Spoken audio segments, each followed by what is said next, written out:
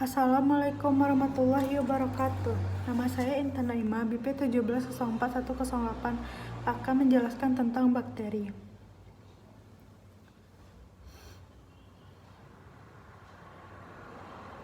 Bakteri merupakan salah satu makhluk hidup yang tergolong kingdom Monera. Istilah bakteri berasal dari bahasa Latin, yaitu bakterium yang artinya jamak dan bakteria yang artinya hewan kecil.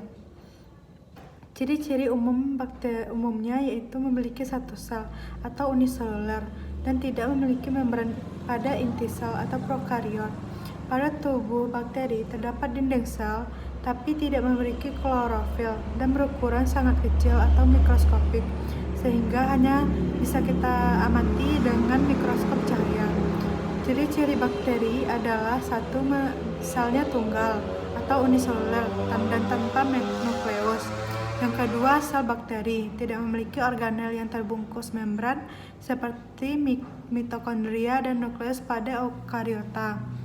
Yang keempat, bakteri berukuran sangat kecil, antara 1 mikron atau bervariasi 0,5 sampai 5,0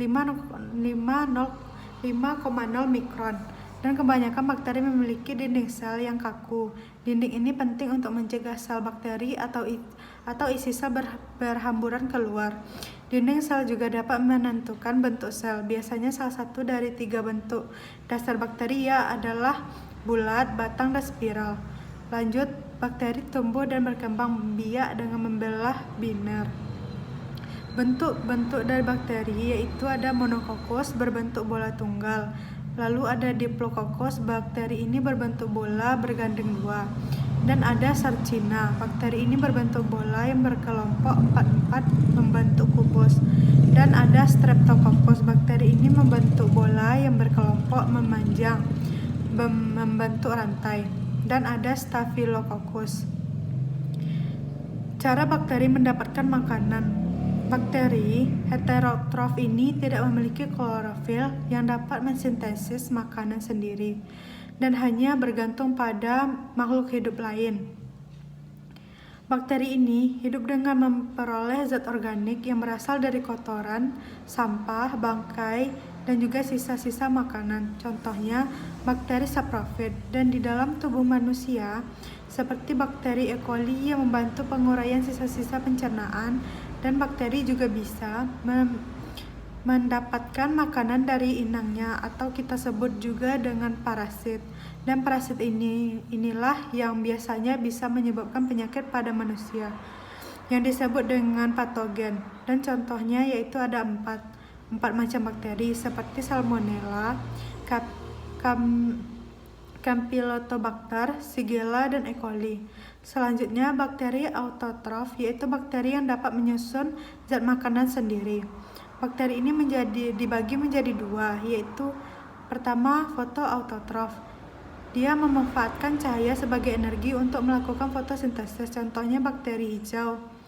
Dan ada bakteri kemoautotrof, menggunakan energi kimia yang diperoleh saat terjadi perombakan zat kimia dari molekul yang kompleks menjadi molekul yang sederhana dengan melepaskan hidrogen. Contohnya Nitrosomonas, Nitrosococcus, dan Nitrobacter. Lalu kita di sini bisa melihat struktur dari bakteri, yang dimana struktur luarnya itu ada dinding sel, ada kapsul, yang di sini membran sel dan flagella, dan juga ada pili. Yang bagian struktur dalamnya ada sitoplasma, yang di dalamnya ada sitoplasma, dan juga ada nukleus, ribosom, dan plasmid yang bisa kita lihat di dalam ribosom, plasmid, dan juga nukleus. Lalu di sini ada bentuk-bentuk dari bakteri, ada kokos, ada basil, dan juga ini bentuk spiral, bisa kita lihat di sini. Dan juga ini bentuk-bentuk dari bakteri.